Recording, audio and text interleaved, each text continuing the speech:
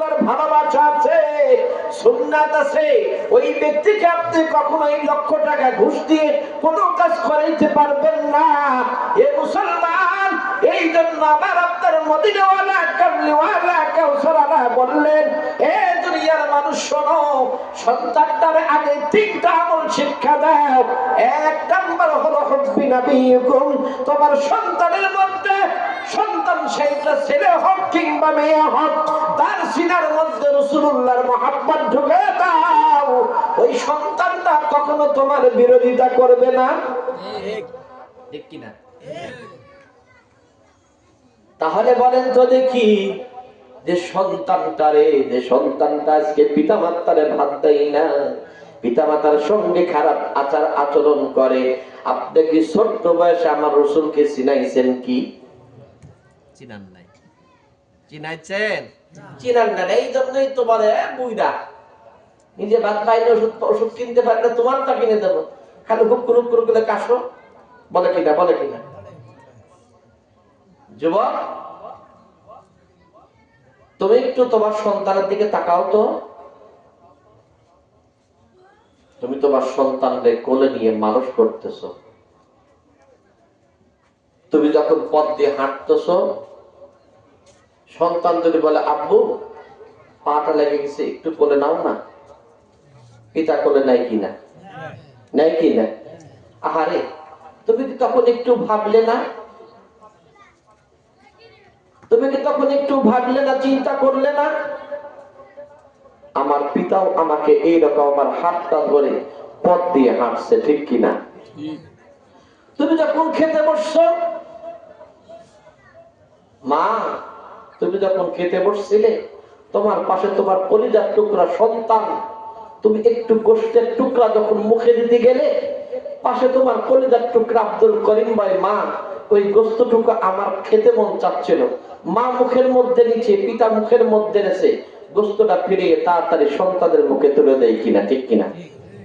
এই যুবক, তুমি তোমার সন্তানদের যেরকম মুখের গোশতটা, খাবারটা নিয়ে তোমার সন্তানদের খাওয়াইতেছো, তোমার ওই বৃদ্ধ পিতা মাতাও তোমাকে এইরকম খাওয়াইছে।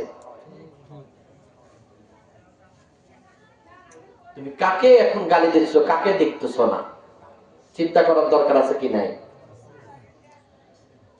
পিতা শিক্ষা দিতে পারে নাই, মা শিক্ষা দিতে পারে নাই, কিন্তু তুমি আজকে ওয়াজ থেকে শিক্ষা নাও।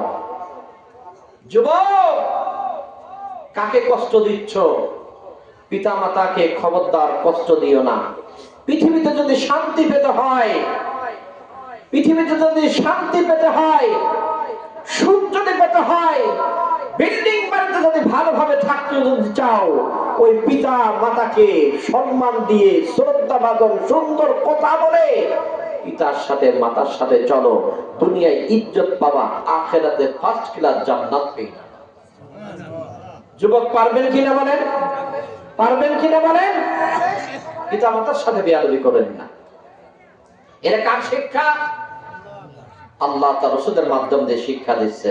তাহলে সন্তানকে এক নাম্বার ওয়াজ, সন্তানকে যে ছোট ছোট সন্তান আছে, প্রথমে কি শিক্ষা দেব? আল্লাহ রাসূলকে চিনাবে, রাসূলুল্লাহর মুহাব্বত তাদেরকে চিনাবে, মনে থাকবে।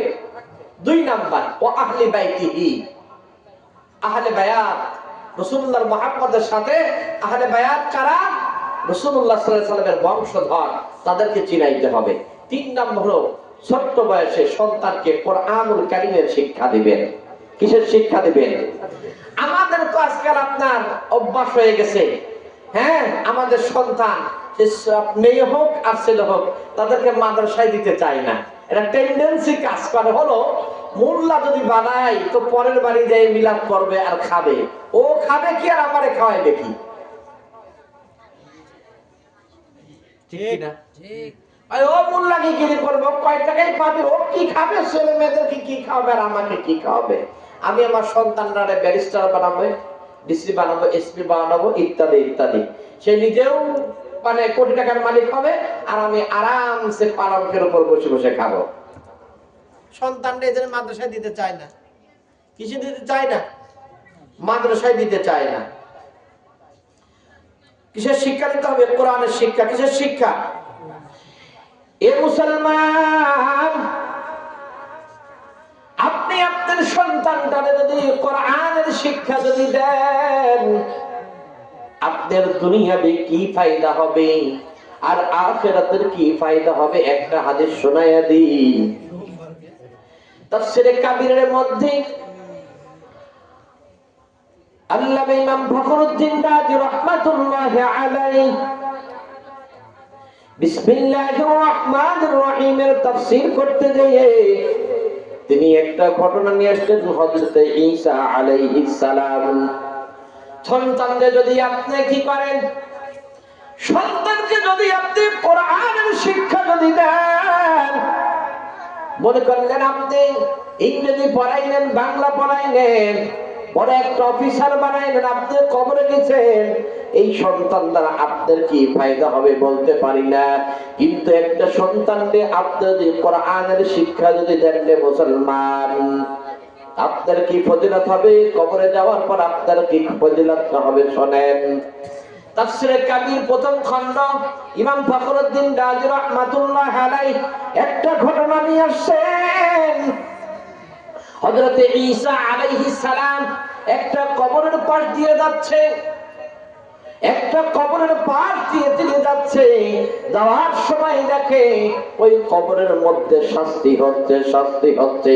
হযরত ঈসা আলাইহিস সালাম তিনি দেখে এবার চলে গেলেন। আসার সময় দেখলেন, আসার সময় ওই কবরের পাশ দিয়ে এবার আসতেছে। আসার সময় দেখলেন কবরের শাস্তি নাই। যাওয়ার সময় দেখলেন কবরের মধ্যে প্রকট ভীষণ শাস্তি। আসার সময় তিনি দেখলেন কবরে কোনো শাস্তি নাই, শাস্তির ফেরেশতা নাই। শাস্তির ফেরেশতারে আল্লাহ উঠাইয়া নিয়া শান্তি নামক ফেরেশতা দিয়া কবরটাকে আল্লাহ পাক রব্বুল আলামিন জান্নাতের বাগান বানায়া দিয়েছে।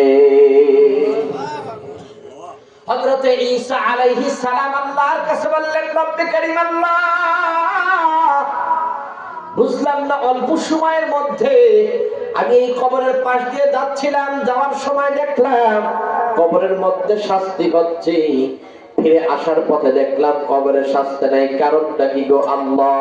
আল্লাহ পাক রব্বুল আলামিন হযরত ঈসা আলাইহিস সালামের উপর ওহী নাযিল করলেন, রে ঈসা শোনো, আমার এই বান্দা যখন মৃত্যুবরণ করে, মৃত্যুবরণ করে, তার স্ত্রী পৃথিবীর বুকে জীবিত ছিল, স্ত্রীর গর্ভে একটা সন্তান ছিল, তার অনশ্বর সন্তান।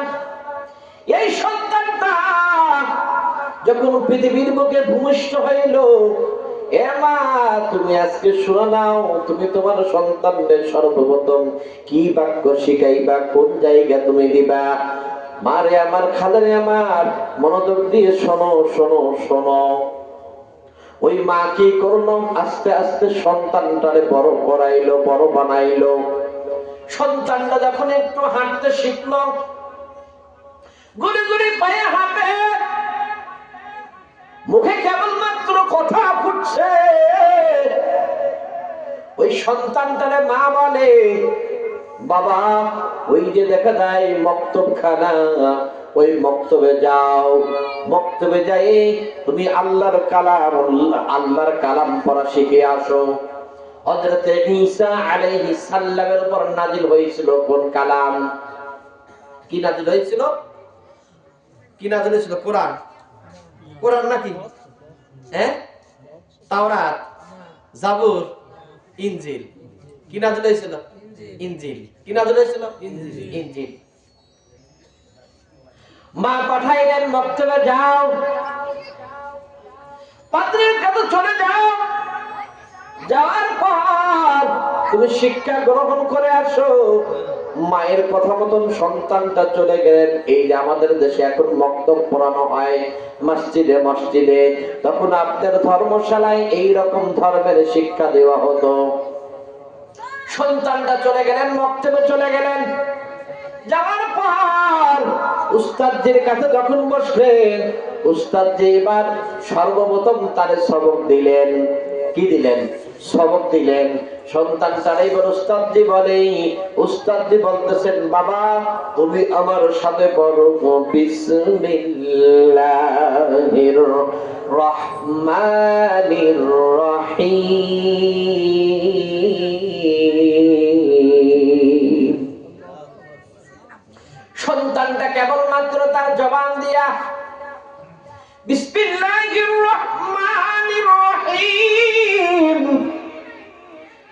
যেই মাত্র করলো, এই সন্তানের পিতা ওই কবরের মধ্যে শাস্তি পাচ্ছিল।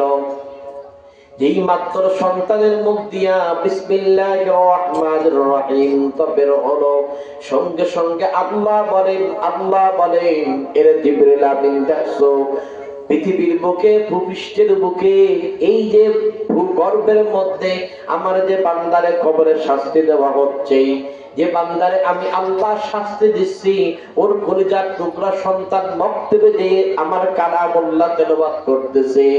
ভূগর্ভের মধ্যে আমি আমার বান্দারে শাস্তি দিব, আর ভূপৃষ্ঠের উপরে তার কলিজার টুকরা সন্তান কোরআনের আয়াত তেলাওয়াত করবে, কালামুল্লাহ তেলাওয়াত করবে, আমি শাস্তি দেব। এইটা হতে পারে না, এইটা হতে পারে না।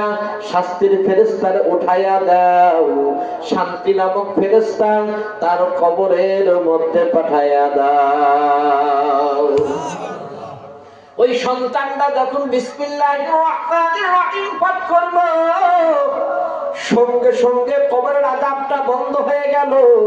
আল্লাহ পাক রব্বুল আলামিন হযরত ঈসা আলাইহিস সালামকে বললেন, রে ঈসা, আমার কালামুল্লাহর এত বরকত, যদি কোনো সন্তান যদি একবার মক্তবে যায়, একবার মক্তবে যাওয়ার পর শুধুমাত্র বিসমিল্লাহির রহমানির রহিম তেলাওয়াত করার মাধ্যম দিয়ে এই বান্দা যখন সূরাতুল ফাতিহা পড়া শুরু করে দেয়, আলহামদুলিল্লাহি রাব্বিল আলামিন।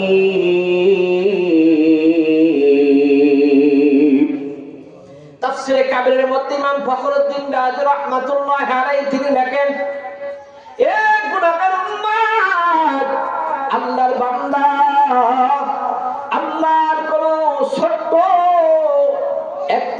ছোট্ট একজন বান্দা কিংবা বান্দি মক্তবে যেই মাত্র আলিফ বা তা থেকে শুরু করে সূরাতুল ফাতিহা যেই মাত্র শুরু করে দেয়, আল্লাহ পাক রব্বুল আলামিন বলেন, আমি চেয়েছিলাম ওই এলাকার উপর, ওই জাতির উপর, ওই দেশের উপর আমি আল্লাহ পাক রব্বুল আলামিন আযাব দিয়ে তাদেরকে শেষ করে দেব, আযাব দিয়ে তাদেরকে শেষ করে দিব, আসমানে গজব নাজিল করব।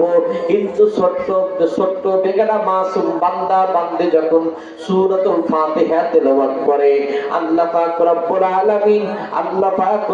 আলামিন তার ফেরেশতাদেরকে বলে, এই ফেরেশতা 40 বছরের জন্য ওই দেশ থেকে আযাব উঠায়া নাও। কয় বছর? 40। কোন সূরা? সূরাতুল ফাতিহা। সূরাতুল ফাতিহা। তাহলে এখন আপনি বলেন, আমার আপনার উপর দুনিয়া, এটা কবরের শাস্তি না, দুনিয়ার শাস্তি। দুনিয়াতে আল্লাহ পাক রব্বুল আলামিন সিদ্ধান্ত নেন আমি আল্লাহ আযাব দিয়ে শেষ করব। কিন্তু যখন আমার আপনার কলিজার টুকরা সন্তান সূরাতুল ফাতিহা তেলাওয়াত করা শুরু করে দেয়, এই আপনি আপনার সন্তানকে ম্যাজিস্ট্রেট বানাচ্ছেন, আপনি আপনার সন্তানটারে এসপি বানাচ্ছেন, আপনি আপনার সন্তানটারে ইঞ্জিনিয়ার বানাচ্ছেন, আপনি আপনার সন্তানটারে অফিসার বানাচ্ছেন, কিন্তু অফিসার হতে পারতো না, এসপি হতে পারতো না, ডিসি হতে পারতো না, কোনো কিছুই হতে পারতো না যদি আপনার সন্তানের জবান দিয়ে আল্লাহ পাক রব্বুল আলামিনের কালামুল্লাহ তেলাওয়াত যদি না থাকতো। পারতো না। তাহলে আমার আপনার সন্তানদের কোরআনের শিক্ষা দেওয়ার দরকার আছে কি নাই? আছে কি নাই? আছে, দরকার আছে। তাহলে সন্তানদের কোরআনের শিক্ষা দেবেন কিনা? কথা কয় না। কোরআনের শিক্ষা দিবেন, মাদ্রাসায় পড়াইবেন নাকি পড়াবেন না? হ্যাঁ, যদি কারো সন্তান যদি না থাকে, নাতি পুত্রে দেওয়ার চেষ্টা করবেন।